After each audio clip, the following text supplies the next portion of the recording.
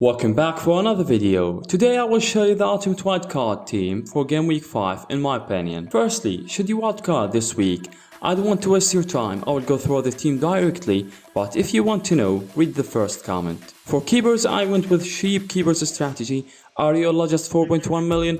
Of course, he provided a great performance for his low price. At the same time, any of the 4.5 or the 5 mil selections, none of them really stand out. The second keeper is Turner. After he left Arsenal, he took the keeper position directly in Nottingham Forest. 12 points is not acceptable, but of course with this price and Nottingham level is improving little by little, you will take this selection. Ariola and Turner, both of them don't have good fixtures, but you can switch between them to target best fixtures. For example, in game week 5, Turner will start home to Burnley, because Ariola has Man City this week. In game week 7, Ariola could be better to start when he plays against Sheffield, so I'm going to go with these Sheep Keepers options. Moving on to defenders, and the first one in our draft is Udogie. No doubt that Udogie is the best selection from Tottenham defenders, really good attacking returns by 2 assists, so he is the defender with most attacking responsibilities in Tottenham. He got 2 clean sheets until now, in total 23 points. His fixtures are good, but even against Arsenal and Liverpool, they can perform well with a new Ange Postecoglou style. Next we have Ben Chilwell. Of course, with Chelsea's easy fixtures, we have to cover their back line. Even with the extremely bad performance until now, Chilwell got 15 total points until now. Don't let the numbers fool you. Chilwell has crazy attack rules this season, but he is unlucky and he has to improve his finishing, so we're not taking him just for clean sheets. Chilwell could get more attack returns. Third defender is Matty Cash. You can just ignore him with his easy fixtures, and I didn't. We have 3 Aston Villa players in this wildcard draft, not just until game week 9 as it's shown. No, here I show you the next 5 weeks, but his fixture is still easy until game week 14. So Matty Cash or other Aston Villa assets will be a long-term selection. Cash got 21 total points, scoring 2 goals, which is a great number for a defender. So Matty Cash will be in every wildcard team. Next we have Fabian Schär. It seems strange selection when you see his bad stats. After Newcastle matches become easy, we have to cover their back line. And for me, I thought about it differently. We have 3 main options, Trippier, Botman and Schär, right? Why I took Schär? Trippier's price is very high, 6.5 million, so I don't want to spend too much money in defenders. On the other hand, Botman's price is very good, just 4.5 million, but he is injured now, and it seems that he will return in game week 7 or 8, so the last option that we have is Fabian Schär.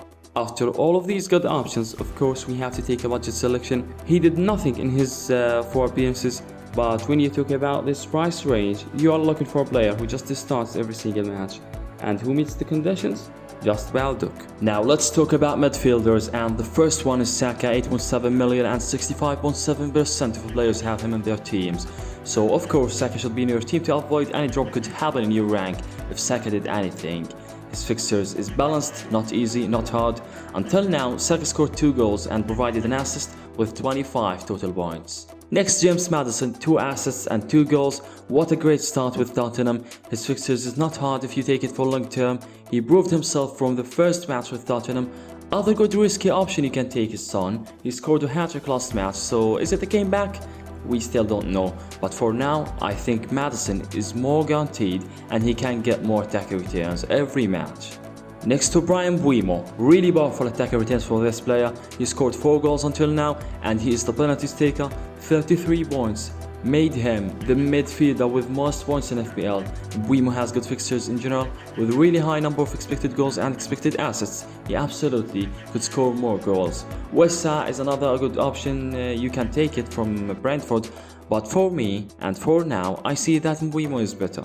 Next we have Marcus Rashford, just 19 points until now, less than expected according to the last season performance. But still not bad. His price went down a little bit, so you can buy him now by 8.9 million. Man United fixtures become easier. As you see, next match is not easy against Brighton, but after that until game week 13 they have only Man City match that could cause a problem. So we have 2 options, Rashford and Bruno. Bruno is a great option too. You can go with any one of them to make balancing in your team. But for me, I see that Rashford, if he gets his performance back, he will be the best option for the next period. To the last midfielder, Moussa Diaby. Diaby has really good fixtures, as I said when I talked about Cash. he still have low ownership percentage, just 9.5%. By 6.6 million, he is one of the best players in this price range. He scored 2 goals and provided 1 assist with really good statistics for him. High expected goals and high expected assists. He absolutely, with his stats, could do better than he did. Moving on to forward, and of course this 14.1 million is the first amount I spent when I made this draft.